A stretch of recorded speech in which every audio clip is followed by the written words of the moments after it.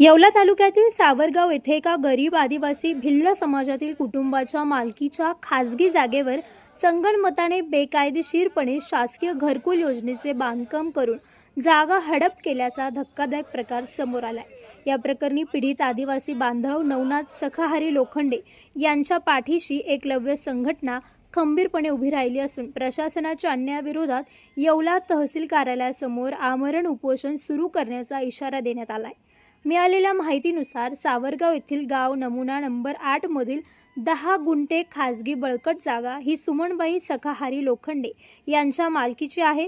अर्जदार नवनाथ लोखंडे हे मोलमजुरीसाठी बाहेर गावी गेले असता गावातील सुनील भिकाराम तिवारी यांनी स्थानिक ग्रामसेवक, सरपंच आणि संबंधित अभियंत्यांशी संगनमत करून या खाजगी जागेवर पंतप्रधान घरकुल योजनेचे बेकायदेशीर बांधकाम सुरू केले। पीडित कुटुंबाने याबाबत विचारणा केली असता त्यांना अरेरावीची भाषा करून जातीवाचक शिवीगाळ करत जीवे मारण्याची धमकी देण्यात आली असा आरोप तक्रारीत करण्यात आलाय। या गंभीर अन्यायाची दखल घेत एकलव्य संघटनेचे उत्तर महाराष्ट्र उपाध्यक्ष अजित पवार यांच्या नेतृत्वाखाली माननीय तहसीलदार, पोलीस प्रशासन आणि गट विकास अधिकाऱ्यांना निवेदन देण्यात आले आहे। या निवेदनात दोषींवर अनुसूचित जाती जमाती अत्याचार प्रतिबंधक ॲट्रॉसिटी कायद्यान्वये आणि शासकीय निधीची फसवणूक केल्याप्रकरणी कडक गुन्हा दाखल करण्याची मागणी करण्यात आली। न्याय न मिळाल्यास पीडित कुटुंबासह तीव्र आंदोलन छेडण्याचा इशारा संघटनेने दिला असून या निवेदनावर शेकडो आदिवासी बांधवांच्या स्वाक्षऱ्या आहेत। तसेच गोरख आबा पवार, भाऊलाल महाराज काकड यांनी देखील पाठिंबा दिला।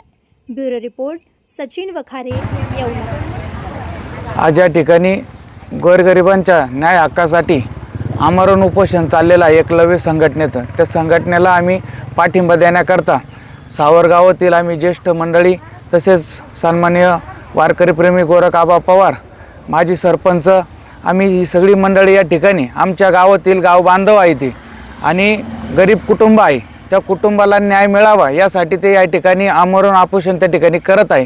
त्याकरता आम्ही या ठिकाणी पाठिंबा देण्याकरता आलो आहे। विषय म्हणजे आज त्यांनी या ठिकाणी उपोषण करण्याचा हेतू की आज त्यांना न्याय मिळावा। खरं तर आज ज्यांच्यावर अन्याय झालेला आहे, जे अन्याय करते आहे ते गावातील एक प्रस्थापित व्यक्ती आहे आणि त्यांच्या जागेवर दुसऱ्यांनी घरकुल बांधलेलं आहे। ते घरकुल बांधत असताना त्या ठिकाणी कोणी शासकीय अधिकारी आलेला नाही, ते घरकुल बघितलेलं नाही, तरी त्याला त्या ठिकाणी घरकुलाचे पैसे त्या ठिकाणी देण्यात आलेले आहे। घरकुल त्या ठिकाणी घर बांधून त्याच्यावर त्यांनी स्वतःचं नाव बी टाकलेलं आहे आणि जर ही गोरगरीब त्यांच्या जे नावावर ज्यांचं जागा आहे, जर त्या जागेवर जर ते गेले तर तिथं ते बाकीचे लोक येतात आणि त्यांना त्या ठिकाणी धमकी वगैरे असाही त्या ठिकाणी प्रकार होतो। याकरता त्यांनी वारंवार अर्ज वगैरे त्या ठिकाणी केलेले आहे, शासकीय अधिकाऱ्यांना त्या ठिकाणी सूचना केलेल्या आहे, पण तरीसुद्धा त्याची दखल कोणीही घेतलेली नाही। म्हणून त्यांना या ठिकाणी आमरण उपोषण करण्याची वेळ त्या ठिकाणी देखील आलेली आहे, पण त्यांना न्याय मिळावा हीच आमची शासनाला विनंती आहे। लोखंडे, राहणार सावरगाव, माझ्या जागेवर बेकायदेशीर घरकुल बांधून शासनाची फसवणूक केली आणि अतिक्रमण केलं। मला न्याय मिळावा यासाठी मी पोलीस स्टेशन, तहसील, प्रांत यांना अर्ज दिले, BDO साहेबांना अर्ज दिले, पण मग माझी कोणतीही दखल नाही घेतल्यामुळं मला उपोषणाला बसावं लागलं। हो, सकाळपासून आम्ही इथं उपोषणाला बसलो तर कोणीच यायचा पत्ता नाही, कोणच अधिकारी मग आम्हाला विचारायला नाही आला, काय आलाच नाही आला। काही न्याय म्हणून काही माणसं राहिले का नाही या जमान्यामध्ये? न्याय द्यायला पाहिजे ना काहीतरी। हां, काही या साहेबांना काहीतरी फोन बिन आलं का दबाव आला? हां, हे आमच्याकडे येऊन पाहिजे ना, म्हणा ना आम्हाला। आमचं स्वतःचं हसून हिसकून घेऊ राहिले लोक, यांना पटत काही पटत का सांगा बरं?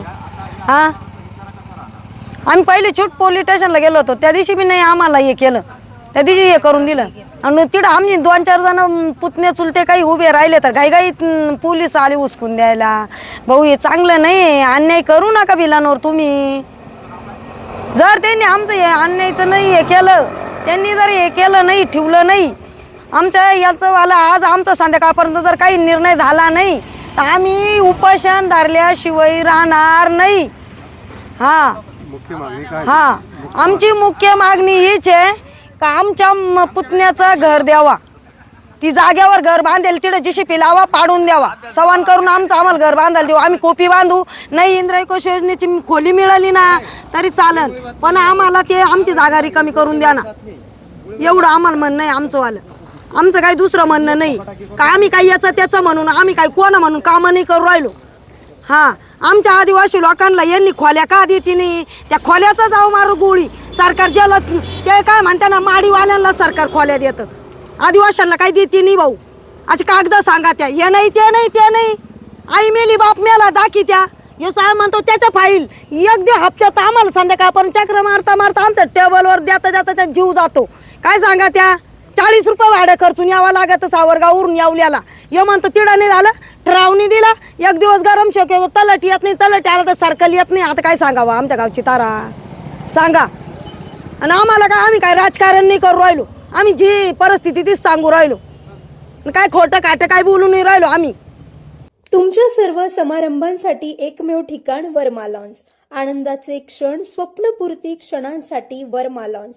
विस्तीर्ण आणि हिरवळयुक्त प्रशस्त लॉन, पार्किंगसह अनेक सुविधा उपलब्ध.